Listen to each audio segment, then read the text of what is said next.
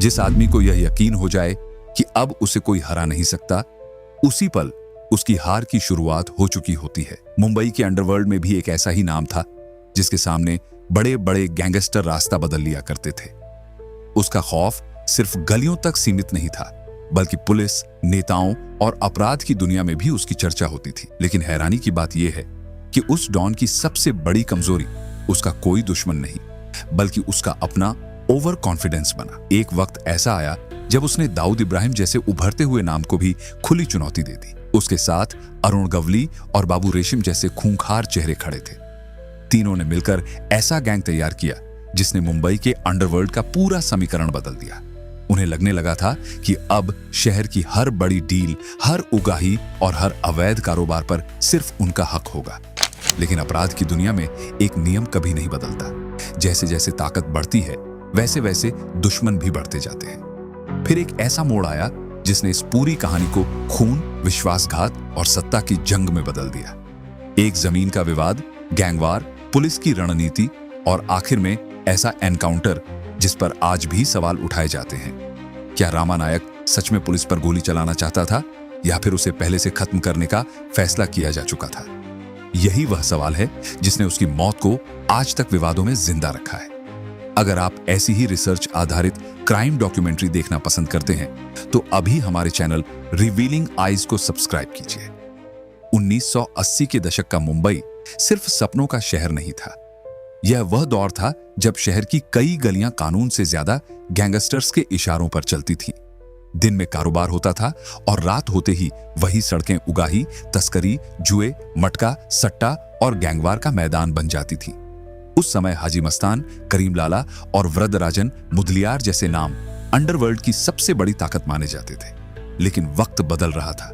पुराने चेहरे कमजोर पड़ रहे थे और नई पीढ़ी के गैंगस्टर्स सत्ता पर कब्जा जमाने की तैयारी कर रहे थे।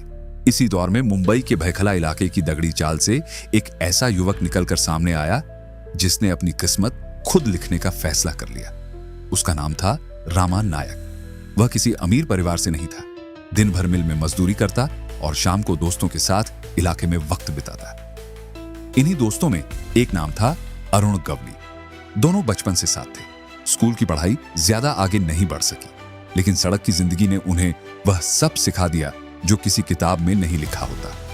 इलाके के लोग अक्सर कहते थे कि अरुण गवली बहादुर जरूर है, लेकिन असली दिमाग रामा नायक का चलता है। कोई भी योजना बनानी हो, किसी विरोधी को कमजोर करना हो या इलाके में अपना असर बढ़ाना हो, रामा हर कदम सोच समझकर उठाता था। धीरे धीरे उसने छोटे मोटे अपराधों से शुरुआत की और फिर अवैध धंधों की दुनिया में अपनी जगह बनानी शुरू कर दी। उस समय भयखला पर एक स्थानीय गैंग का दबदबा था जिसे लोग भयखला कंपनी के नाम से जानते थे।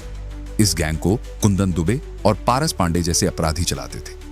इलाके में होने वाली उगाही, जुआ, सट्टा और दूसरे अवैध कारोबार उन्हीं के नियंत्रण में थे। बिना उनकी इजाजत कोई नया आदमी कारोबार शुरू नहीं कर सकता था। लेकिन रामा नायक किसी के अधीन काम करने वालों में से नहीं था। उसने फैसला कर लिया कि अब भयखला में सिर्फ एक ही गैंग चलेगा और वह उसकी होगी। यह फैसला जितना आसान सुनाई देता था, उतना था नहीं। इसका मतलब था सीधे उस गैंग को चुनौती देना जो कई वर्षों से पूरे इलाके पर राज कर रही थी। रामा ने अकेले यह लड़ाई नहीं लड़ी। उसने अपने सबसे भरोसेमंद साथी अरुण गवली को अपने साथ खड़ा किया। कुछ ही समय बाद बाबू रेशम भी इस गठबंधन का हिस्सा बन गया। तीनों के एक साथ आने के बाद पहली बार भयखला कंपनी को यह एहसास हुआ कि सामने कोई साधारण विरोधी नहीं, बल्कि एक ऐसा गैंग तैयार हो चुका है जो उनकी सत्ता छीन सकता है।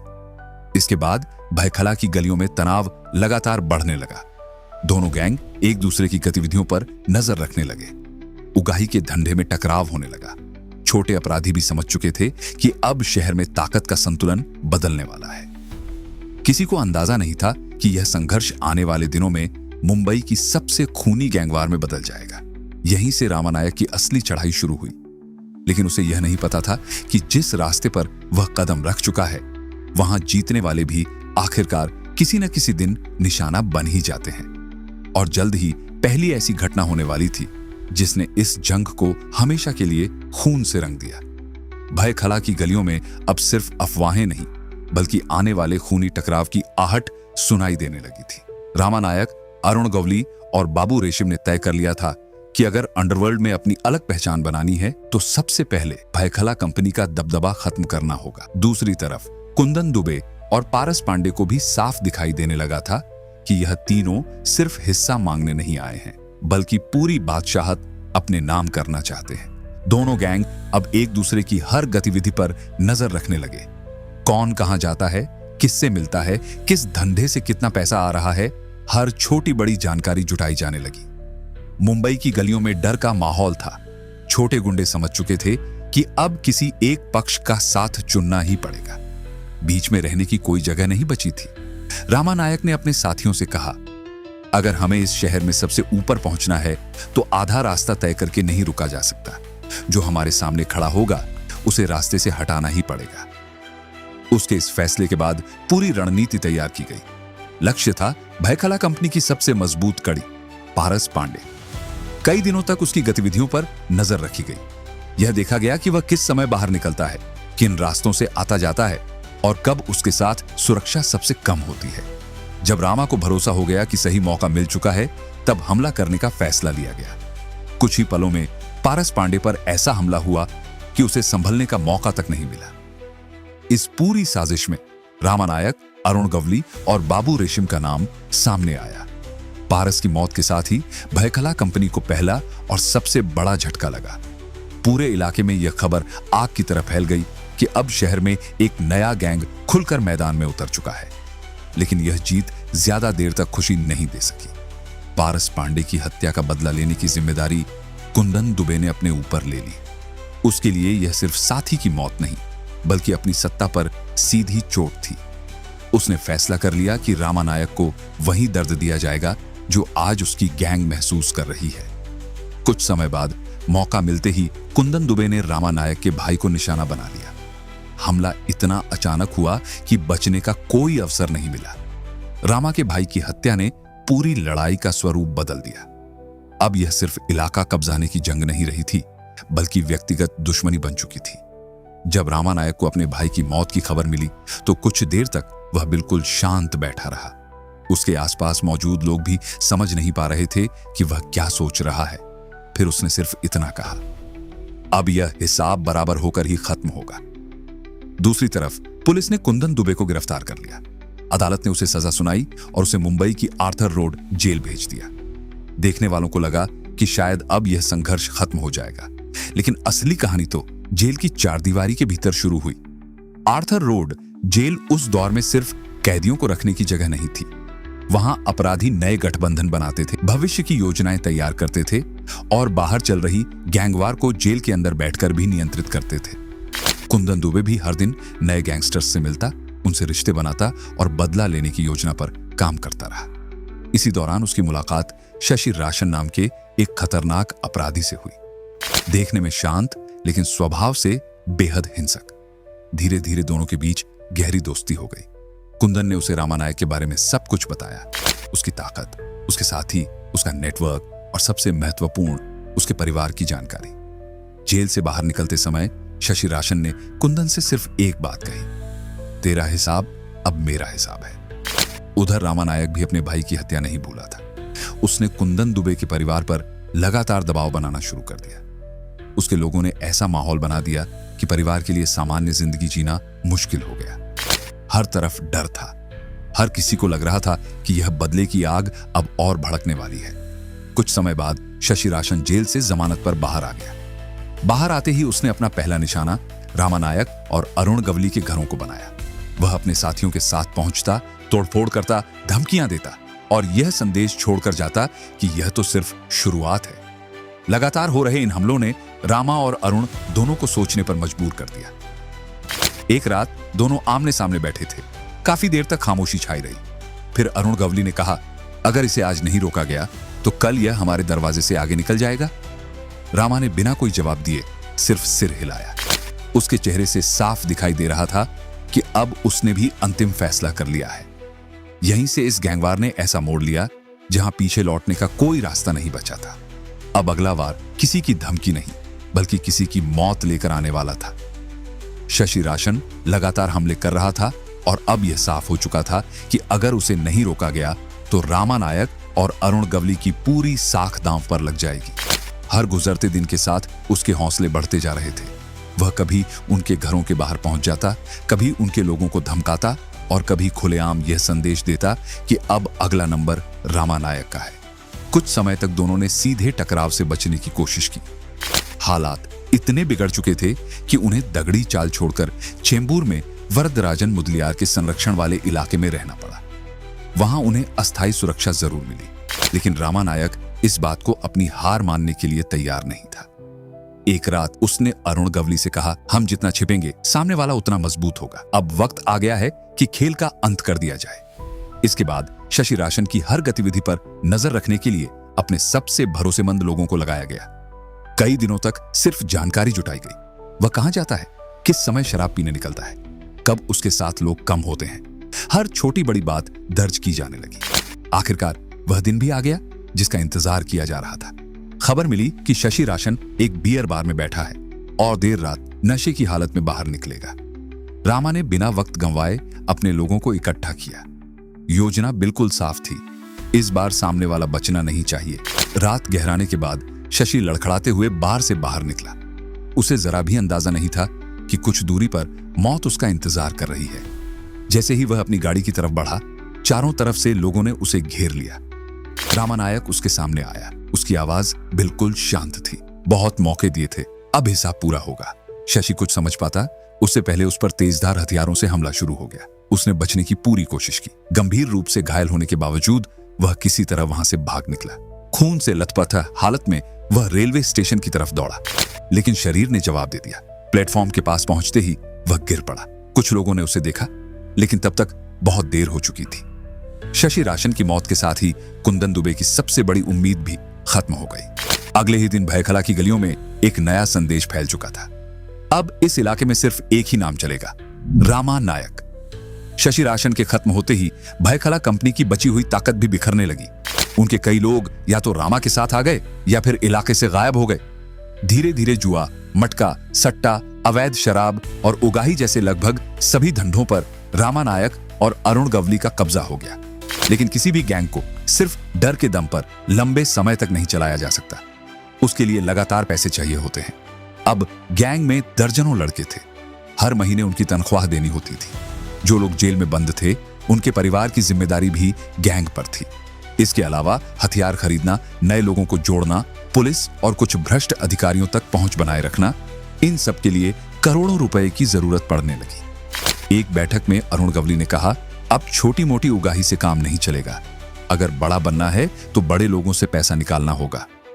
रामा ने जवाब दिया, जिसके पास सबसे ज्यादा पैसा है वही हमारा अगला निशाना होगा। यहीं से बड़े बिल्डर्स, ट्रैवल एजेंसियों, क्लबों और शराब कारोबारियों से उगाही का सिलसिला तेज हो गया।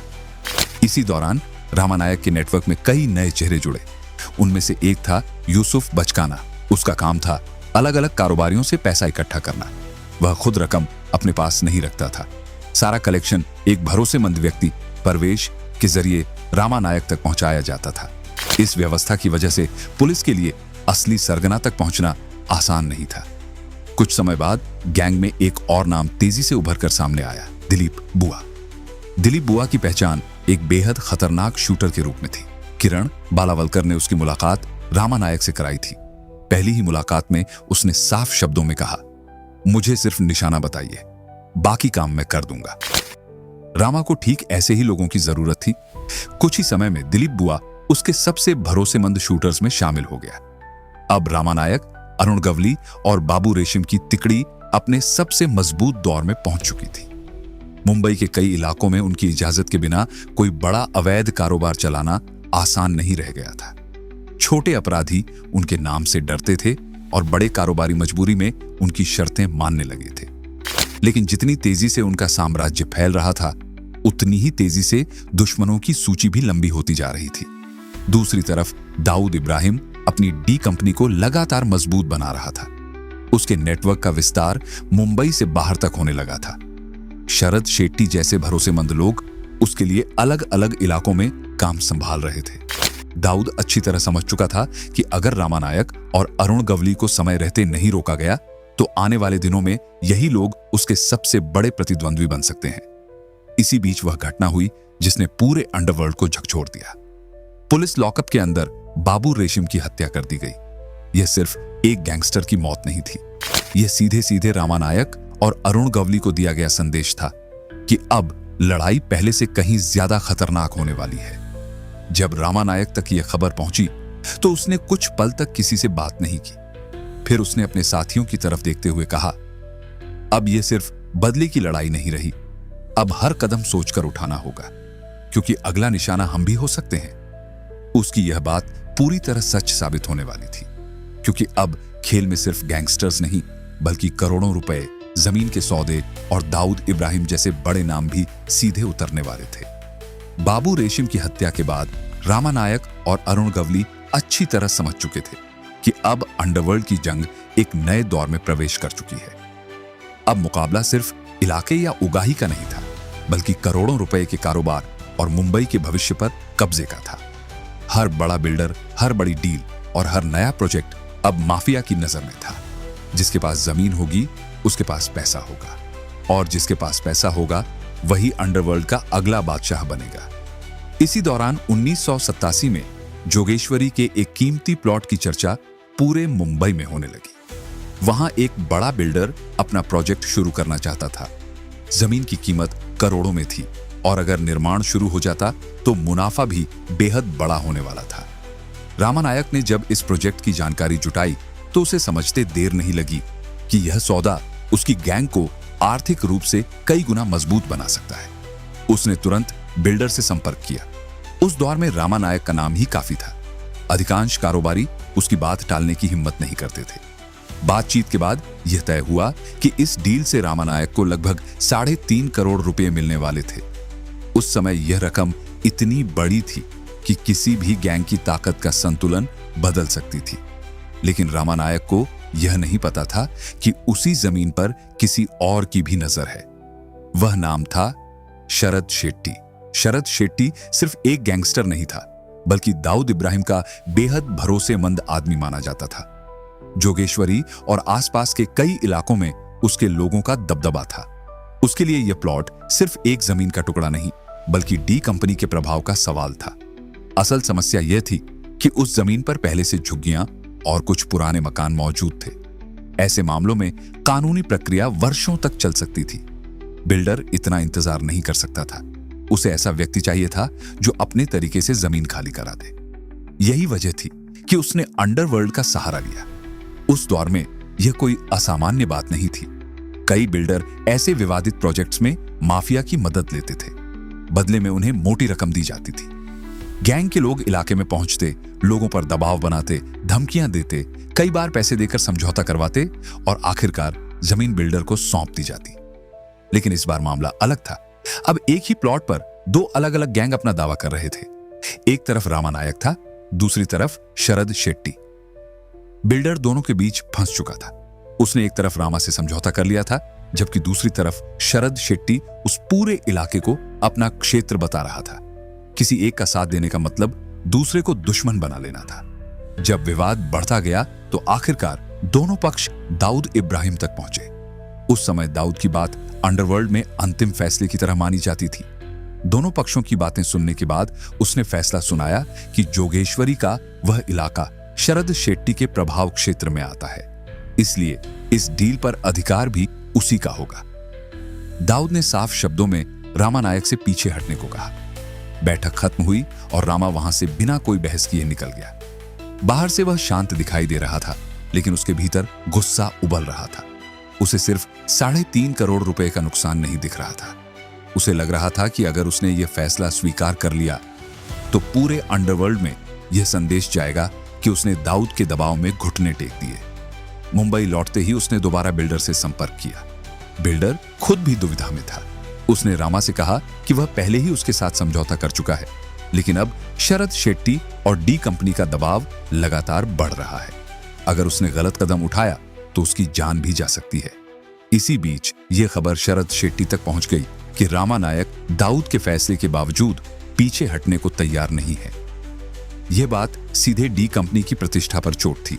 अब रामानायक सिर्फ एक प्रतिद्वंद्वी गैंगस्टर नहीं रहा था, वह ऐसा आदमी बन चुका था जिसने दाऊद के आदेश को चुनौती देने की हिम्मत दिखाई थी। यहीं से उसके खिलाफ योजनाएं और तेज हो गईं। दूसरी तरफ रामानायक भी लगातार अपनी सुरक्षा बदल रहा था। उसे महसूस होने लगा था कि अब हमला किसी भी वक्त हो सकता है। कुछ समय के लिए उसने फिर चेंबूर के उसी इलाके में रहना शुरू किया जहां पहले भी वह वरदराजन मुदलियार के संरक्षण में रह चुका था। उस इलाके में एक मिठाई की दुकान और उसके पास एक छोटा सा हेयर कटिंग सैलून था। रामानायक अक्सर वहीं बाल कटवाने जाता था। उसकी यही आदत धीरे धीरे उसके दुश्मनों की नजर में आ गई। कई दिनों तक उसके आने जाने का समय नोट किया गया। कुछ लोगों को आसपास तैनात किया गया, लेकिन हर बार वह किसी न किसी वजह से वहां नहीं पहुंचा। आखिरकार निगरानी करने वाले लोग लौट गए। फिर एक दिन अचानक रामानायक बिना किसी विशेष सुरक्षा के उसी सैलून में पहुंच गया। जैसे ही यह सूचना बाहर निकली, तुरंत पुलिस तक खबर पहुंचा दी गई। सूचना मिलते ही पुलिस की टीम मौके की ओर रवाना हुई। पूरे इलाके को घेर लिया गया। कुछ ही मिनटों में सैलून के बाहर पुलिस की गाड़ियां आकर रुक गईं। रामानायक ने बाहर का माहौल देखा तो उसे समझते देर नहीं लगी कि इस बार मामला सिर्फ गिरफ्तारी का नहीं है। प्रत्यक्षदर्शियों के अनुसार उसने खुद को पुलिस के हवाले करने की बात कही, लेकिन अगले ही पल गोलियां चल गईं। कुछ ही सेकंड में मुंबई का सबसे चर्चित डॉन जमीन पर पड़ा था।